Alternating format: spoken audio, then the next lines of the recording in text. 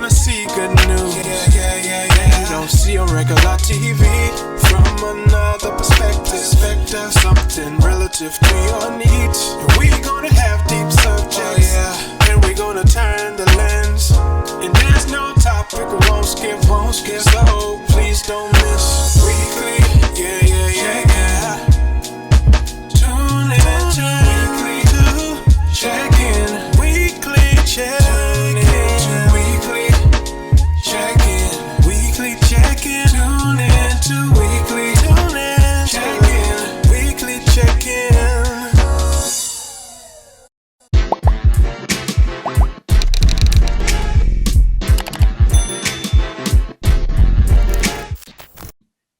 The murders are up, the policing is down. The price of houses are going up though. So think about that. In places that's supposed to be the ghetto, classically the ghetto and the inner city, the through all of this crime, the prices of housing is going up. The prices of real estate is continue to go up. That should tell you something, right? And you think they're gonna let these murders go and these murders stand with that once that stadium is built and they want people to go walk around like it's Times Square? No. So they're gonna be setting up for some kind of gang intervention soon, and they're gonna use these numbers of post-pandemic or when they let these people go out, they're gonna use these numbers as justification to make these moves. And to your point, we aren't talking about the murders in our neighborhoods enough. I agree with you. We talk about when cops do things, and I know we talk about that because state sanctioned murder. Mm-hmm. I know that there's nuances and differences, and again, we have to say this because I see people do this often. People use the what about black on black crime to deflect from the police brutality. But we as Angelenos and we as people who are in this, we're not using it as a deflection. We are saying it's an and. It's not an or. Right. It's not an or. It's stop police brutality and stop killings in our communities. And I was talking to a friend of mine about this the other day because he said, why don't we have all the smoke for the people in our communities that we have for these cops that kill us?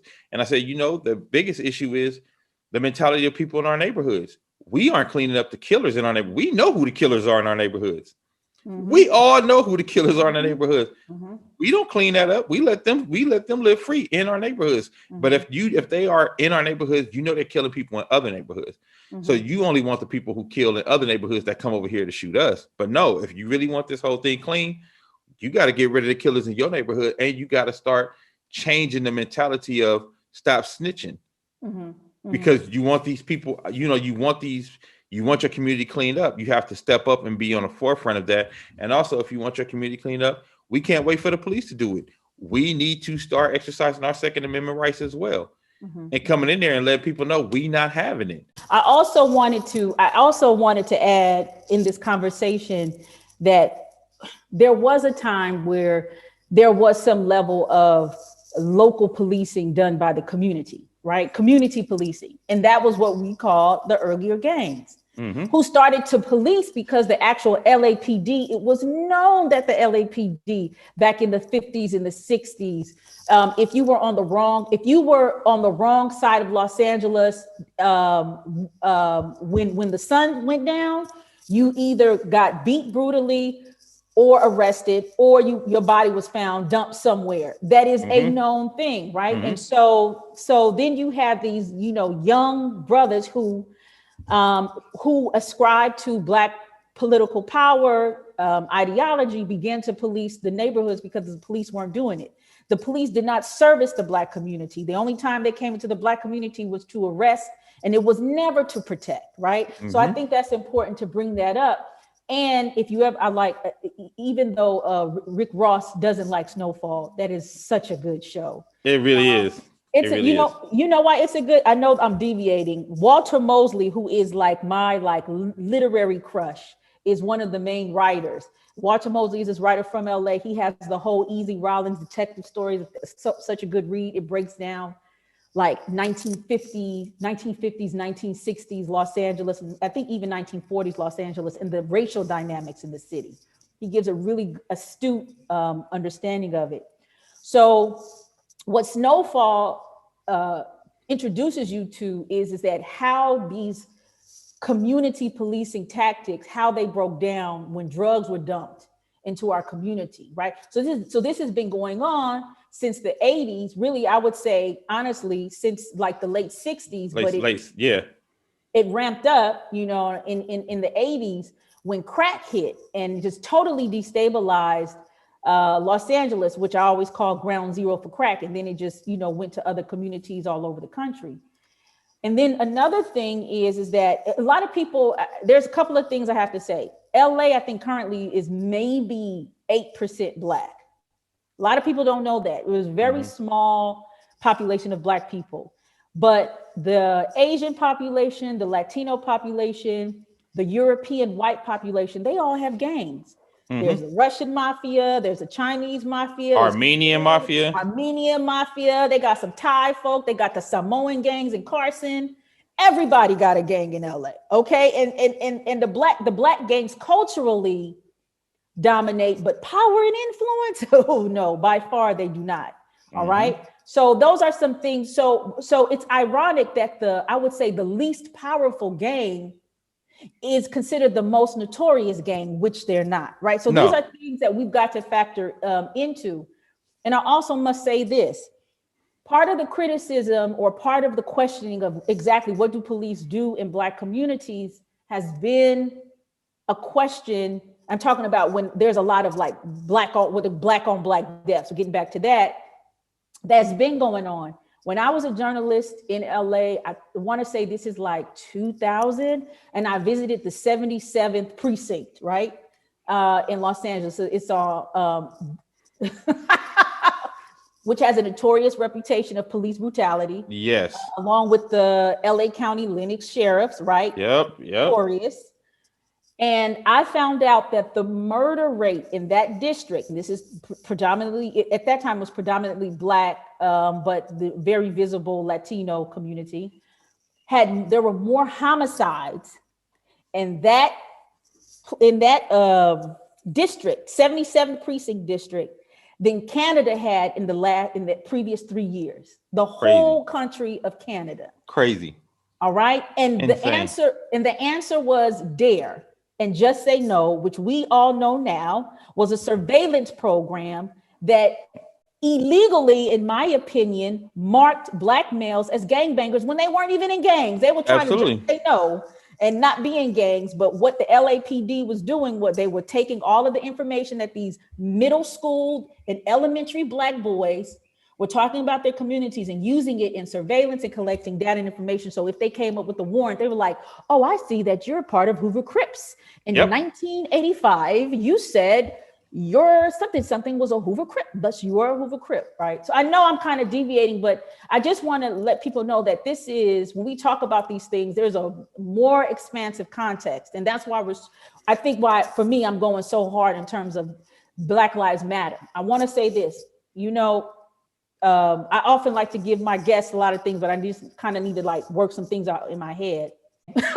Well, so going back to your point, even about snowfall and all this. So the thing I like about snowfall is that it gives you all the elements, right? Because most of the times when you talk about crack in LA, you talk about it in a vacuum. But this one is showing you not only the selling of crack and the glamorization of it, they show the effects of crack and what happens when you're on it, and they show how it got here. And then they're going even deeper and farther, showing you what's going on in Nicaragua and how, how that is impacting us here and how it was impacting them there. So you get to see like the full scope and the full picture. And I think Snowfall is the first show to do that, to give you like The Wire just showed you where the drugs touched down and gave you the picture of where the drugs touched down. And they went to the docks that one year.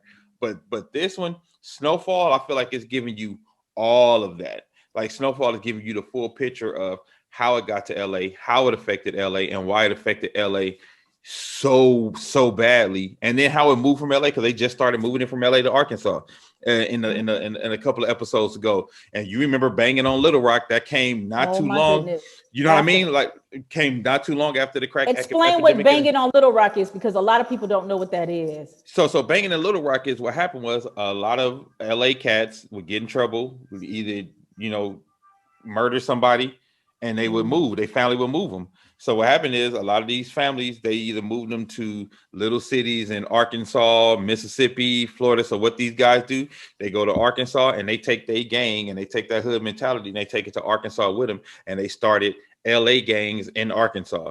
But what happened was the Arkansas gangs, because it's super country and it wasn't a lot to do, they became super notorious, kind of like damn near worse than the LA gangs. And so then that became like its own culture, and they did a documentary about it, and you saw like, yo, they were ruthless. So now seeing that Snowfall moved the crack to Arkansas, you like, okay, they really are being diligent about telling the full story and telling the scope of the story. And I think that's very important, because so many times people talk about these oppressed cities without talking about how these cities became oppressed, right? Like a lot of times they talk about, like, we know now with information that we had that a lot of these inner cities and ghettos were made specifically all the way down to structurally, where they have freeways drive over certain places where we didn't have entrances and exits because it wasn't meant for us. That's a good point. That's a really good point. Oh my gosh. And let me just say this.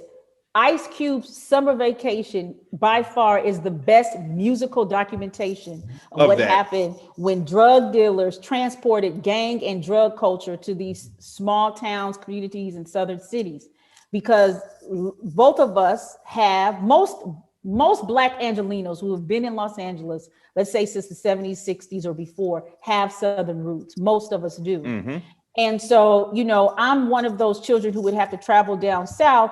There was nothing like a country crackhead. A country crackhead is just awesome. It is just, because you have to understand, you have these rural or semi-rural communities that live, I would say, in a lot of ways, undisturbed with the city life. Absolutely. Right? And they take the gutter of a city life and they transport that to the rural America. Oh my gosh, it is disaster. My grandmother didn't know how to handle, all the stuff. And I mean, people walking through zombies. There was no, in LA and San Francisco and Oakland and New York, you have these programs. There weren't programs like that in Lafayette, Louisiana, and Tampa, Florida, Macomb, Mississippi, and things like that. So I mean, I know we're kind of like deviating, but this is all, in my opinion, important context to understand why it is so critical to critique and analyze and say, this is what we need to do better in moving forward for our neighborhoods. Absolutely. Because it's all so, because like you said, we can't talk about trying to do better and move forward in our neighborhoods without talking about the causes and the effects. And we can't talk about why our neighborhoods are, depressed the way they are without talking about how it was structurally done and how it's specifically done to our neighborhoods. Because I think one of the main issues I have, and, when they talk about repurposing funding for the police is, things were done specifically to put us in this state by the government. So things need to be done specifically to help us out of this state by the government, because it was so purposeful, because it was so targeted, right? Because it was so specific. I don't think we are deviating, Kai. I think we just talking about the full picture, like giving the full breadth of it, because I think so many times people had these conversations with just pieces of it, right? People had these conversations, they only talk about the gang culture, but they don't talk about how the gang culture is fueled by the drug culture, and how the drug culture was fueled by the government. And how, you know what I mean? Like, because you have to talk about all of those things in order to get to the root of how do we fix and change this gang culture? How do we get our neighborhoods back to where we need to get them to? How, like, all of those things have to be talked about, because we have to dismantle all of those pieces that got it there in the first place. So all of these things we're talking about are important to that conversation. Like, all the things we are talking about are important to, like, you can't dismantle it without understanding it. Right? Like we can't dismantle that without knowing that, this wasn't just some Black kids in the hood got together and was like, we gonna sell drugs and we gonna kill everybody. Because that's not what happened, but that's the story that served to us. What happened was they specifically came and said, let's drop crack in these neighborhoods, give these kids a way to make a whole bunch of money. Oh, let's give them some AKs too. Because if you drop drugs and AKs, shit ain't gonna stay peaceful. But if we have wars, I can make wars, and I can make money over here with Rick Ross. I can make money over here with the other kid. I think his name was Dale. I can make money over here with Harry O. and they all gonna be beefing, so they never gonna talk to each other, and they never gonna realize they all working for the CIA. And the operative or the critical word is kids. Black gangs are the only gangs in America that is ran by kids.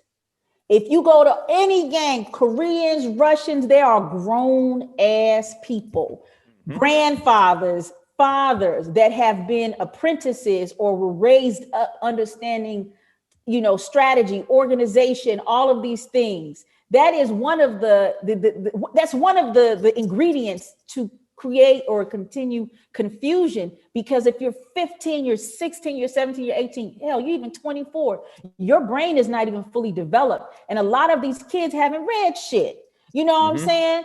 So, and they don't understand it. And so they get caught up in this life and they're tied to this life. They don't understand, how do you move away from it? This is like a note, like on Nipsey Hussle, when you do get knowledge of self or some knowledge of self, how do you be in it but not be of it? Like, nobody has kicked that. But to maintain kids, and this is another thing you said is important, dropping AK-47s is still a thing. They talk about it in Chicago, how these people just in the middle of the night, these white guys come and drop these guns in the most notorious warring territories in Chicago. They still talk about that. These are tactics that haven't gone away because we have not adequately, and this is our accountability, have not adequately learned how to deal with that. Whatever that looks like, I don't even know. But when you have this rupture in an organization as great as and as powerful and as influential as Black Lives Matter movement, we really do need to come to the table and talk about this and move forward in a better way. We could talk about the dope. I mean, yeah, we can talk about that for hours, but for hours. But just wrapping up, what are your last thoughts on this discussion about?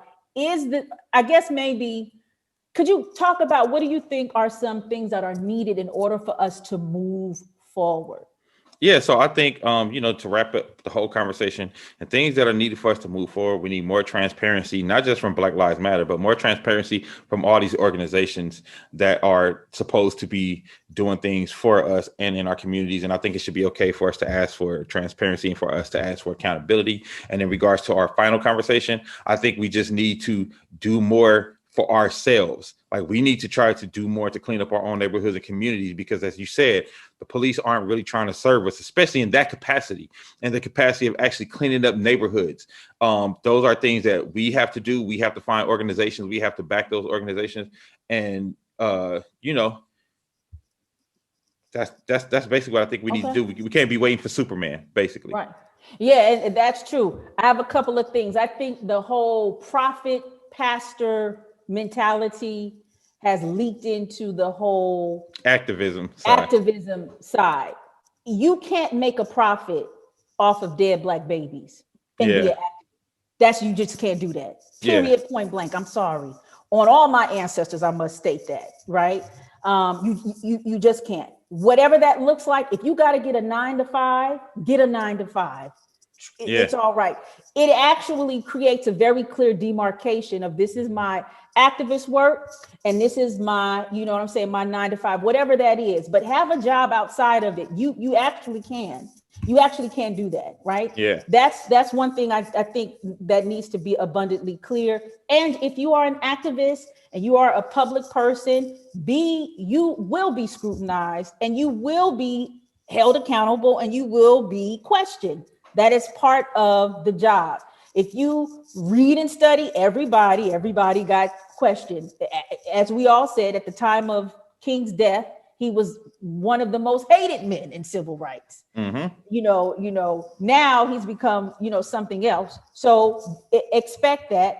And then this is another thing. I think it is so important that us as just the community begin to, I would just say, have not only more conversations, but read some books, dialogue, listen to some old music, begin to love up on each other a little bit more too. Up on each other. We've lost the love. Just in the music, we've lost loving up on each other. We really do need to. So that is another weekly check. And I really appreciated this. Yeah, I enjoyed it. I really enjoyed this conversation. All right, so BLM, you've been put on notice from Ark Republic. Boop. All right. Yeah, okay, let me stop this shit.